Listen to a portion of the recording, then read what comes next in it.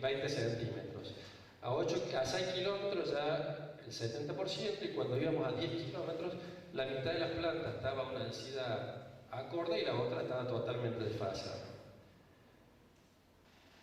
Sin embargo, de nuevo, en situaciones de riego, lo que vemos es que no hubo diferencias. Entonces, no es que nuestro consejo para los productores de la zona es súbanse al tractor, aceleren lo más que puedan, así siembran más rápido, sino que en situaciones bajo riego, esas malas prácticas de manejo, como incrementar la velocidad, en el maíz no generarían el mismo problema que si se genera en el secano, donde se generan esas plantas dominantes. También siempre, pues nosotros no solo pensamos en la planta, en el manejo y en el cultivo, sino también en el bolsillo del productor, evaluamos otras alternativas de maíz. Este es el maíz colorado que tiene en exportación, tiene un plus de comercialización, o el maíz pisingallo. Y bueno, para nuestra región los rendimientos realmente son 15.000 kilos contra 9.000 y 5.000. Todo ese plus que tiene la comercialización del colorado del pisingallo no llega a compensar la gran brecha productiva que tiene con el híbrido simple. Entonces, bueno, salvando a algún negocio en particular, la mayoría de los regantes está usando los híbridos como cultivo regal. También en función de cómo decidir la fertilización, en función de ensayos de dosis creciente de nitrógeno, llegamos a elaborar una curva regional donde en función a un rendimiento esperado, o al revés, en función al nitrógeno en suelo y el fertilizante agregado, tiene una doble vía, yo puedo esperar que con casi 180 kilos de nitrógeno, ¿no?, entre nitrógeno en suelo y fertilizante, esté obteniendo rendimientos alrededor de 140 quintales. Fíjense también la misma curva de la soja para el caso del maíz, la tendencia que tiene creciente, realmente da gusto regar el maíz, y lo que es la producción de secano, con años muy buenos, pero estos años hay que aguantarla, ¿no? De nuevo, las dos bajadas, esta muy importante, una granizada, y como medida de manejo fue no resembrar y ver cómo respondía el cultivo, y le erramos con medio resembrar, y el mismo año que se rompió la bomba para la soja, se rompió para el maíz, así que no se lo pudo regar. Fíjense, en promedio de casi 18 años estamos hablando de un rinde promedio de 120 quintales maíz de primera bajo riego contra 7.800 del maíz de primera en secano. Y el maíz sobre trigo, el maíz de segunda bajo riego, 9.600 kilos aproximadamente, contra cerca de 6.000. Acá todos los cultivos de segunda, la respuesta no es tan importante porque no es tanta la necesidad de aplicación de riego. En el caso del trigo, el trigo nosotros estamos en una zona marginal, no en la zona triguera por excelencia, entonces podemos hacer manejos espectaculares, pero este momento, que es donde se define el número de grano y el peso del grano, está absolutamente relacionado al ambiente, y ese ambiente se mide con lo que se llama coeficiente Q, que cuando el histórico nuestro tiene un valor de 0,7, cuando supera eso son los años donde tenemos muy buenos rendimientos, y cuando la temperatura principalmente juega su rol, eso baja, y son los años que tenemos malos rendimientos. Bueno, en trigo también hemos trabajado mucho en lo que es evaluación de cultivares, densidad de siembra, ahí vamos a avanzar. La realidad es que es tan compensador el cultivo que ante variaciones muy importantes, la raya azul, que se llama alta, equivale a 180 kilos de semilla por hectárea. La raya roja es la que llamamos de lote o testigo, que son 140 kilos de semilla por hectárea, y la amarilla es la baja, que es 80. Salvo este material en un año particular, el trigo tiene capacidad de compensar, entonces poner semilla de más no tiene sentido. Los 80 kilos tampoco, porque no está forzando que necesariamente sea un trigo macollado, y si bien lo compensa, algunos materiales como este no compensó y los rendimientos bajan. Pero bueno, alrededor de las 300 plantas por metro cuadrado para lograr 600 espigas es nuestro objetivo en nuestra región. En lo que es el manejo de la fertilización también es importante destacar cuando tienen distintos antecesores, porque una recomendación, por ejemplo, es cuando el antecesor es soja, que ya prácticamente con un aporte de 100 kilos extra de nitrógeno por hectárea se llega a los rendimientos máximos, mientras que cuando el antecesor es maíz, en el mismo campo, en el mismo lote, pero el antecesor es maíz, con 100 kilos ya no sería el máximo, sino que estamos alrededor de los 150. Entonces, de nuevo, son presentación de resultados más que recomendaciones técnicas para que ustedes después, en el caso que hagan maíz, trigo, contemplen cuál es el antecesor. Como el trigo se hace en estación seca, nuestra, sin lluvia, solamente con el agua almacenada, en promedio requiere 200 a 220 milímetros de riego por campaña. Entonces lo que dijimos fue establecer un riego estratégico deficitario y controlado, que implica, digamos, no regarlo hasta que es el periodo crítico del trigo, o sea, donde se define el número de grano y peso de grano. En ese momento, si no llueve, darle el agua y después llenado de grano ya que se las arregle con lo que tiene. A lo largo de todo, es un ensayo que llevó 4 años, la diferencia promedio de aplicación, el riego siguiendo un balance o estratégico fue de 70 milímetros.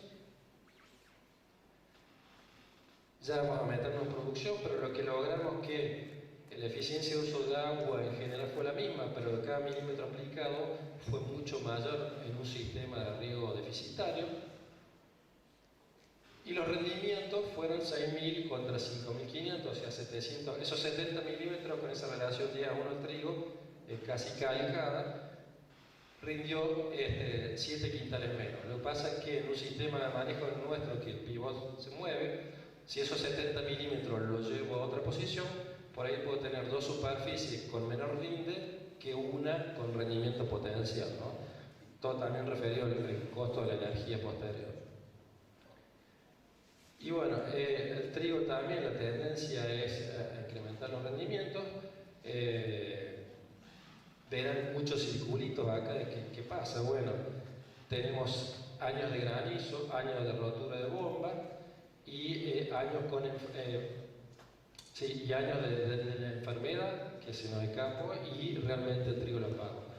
Y el secano, obviamente, mucho más variable, con años prácticamente de 2 o 3 quintales, ¿no? Porque justamente acá donde el riego tiene mayor impacto. En resumen, el rendimiento promedio de estos 17 años es de 5.000 kilos para el trigo cuando el antecesor es soja versus 2.300 en el secano.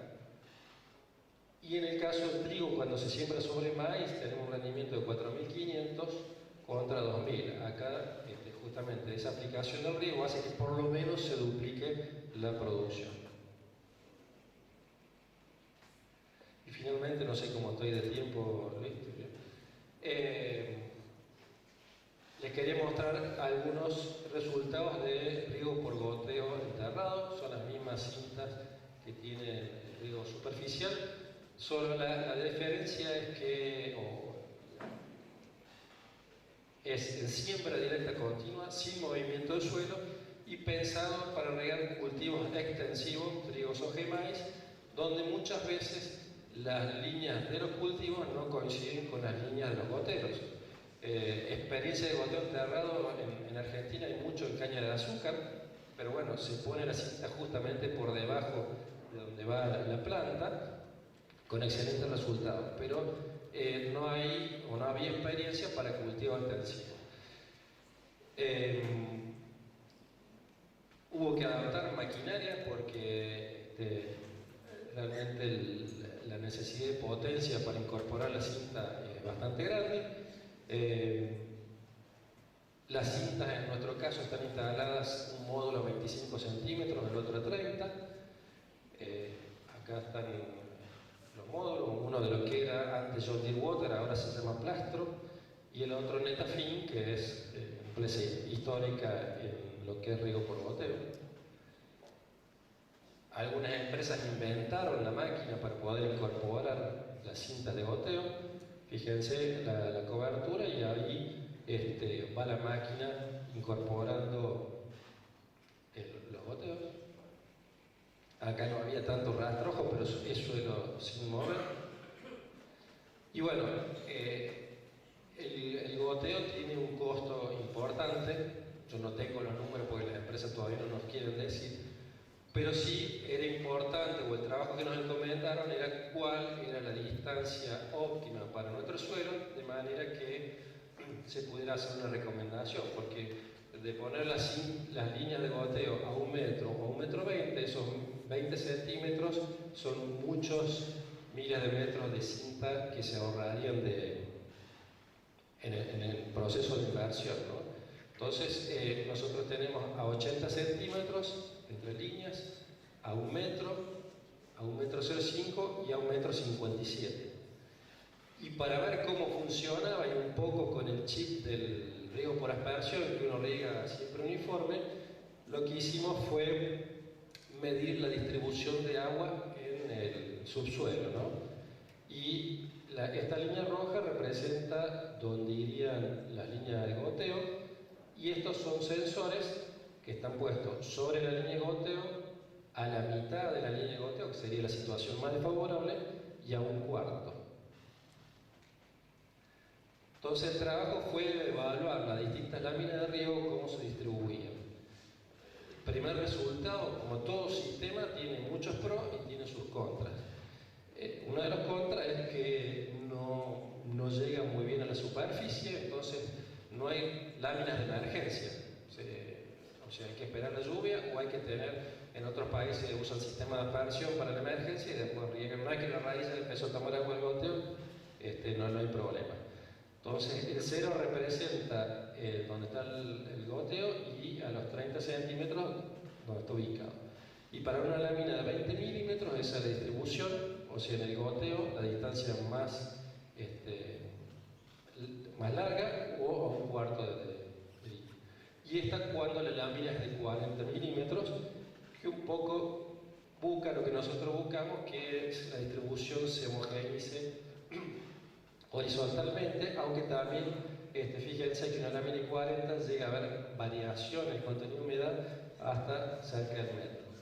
Eso es para uno de los sistemas que tienen caudales de 0,6 litros hora. El otro módulo que tiene también a 1 metro, pero con 1 litro hora, o sea, más caudal instantáneo, esta es la distribución a 20 milímetros y con 40 milímetros, también de nuevo se acerca un poco a lo que esperamos, los 40 milímetros, y con agua que se mueve en profundidad. Y el otro que teníamos era el 1,60 m con el caudal de 1 litro, y los 20 milímetros ya directamente no llegaría ni siquiera al entresurco, por más que se vea en profundidad, la mayor contenido de agua está acá. Y con 40 milímetros, o sea, llega a juntarse con el bulbo de la otra línea, y una distribución más o menos aproximada. Entonces eso nos generó que la primera decisión era decir a los vendedores, bueno, entre 80 y 1 metro no hay diferencia, bueno, ya ganamos 20 centímetros de distribución entre líneas, hay un ahorro importante. Lo otro que seguro a ustedes les va a interesar, más allá de la distribución del agua, es los resultados productivos, ¿no? Y en este caso, para un maíz de primera, las columnas azules representan los riegos y las verdes las lluvias.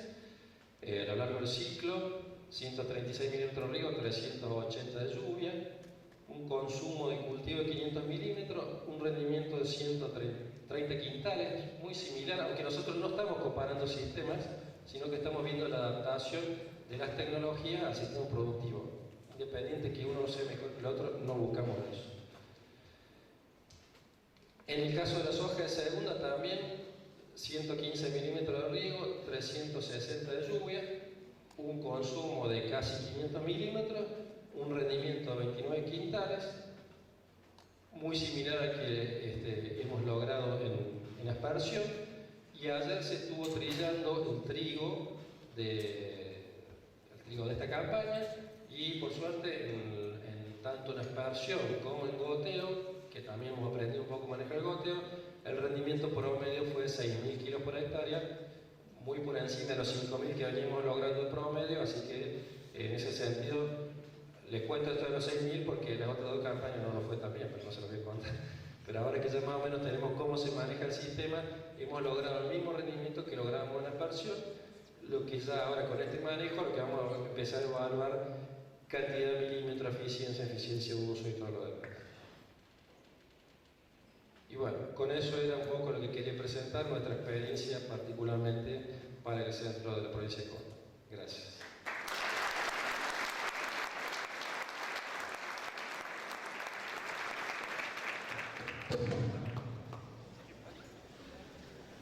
Bueno, agradecemos la presentación de Aquiles Salinas, manejo de cultivo de resultados de riego para aspersión en riego por goteo subterráneo. Les recordamos a todos que las preguntas que hayan surgido de la presentación pueden enviarlas al celular 099-74-1369 y a continuación de la próxima presentación serán respondidas y socializadas entre todos en la mesa de la respuesta. Vamos a dar paso ahora a la ponencia de Luis Jiménez, ¿qué sabemos de riego de cultivos en Uruguay y qué falta por investigar?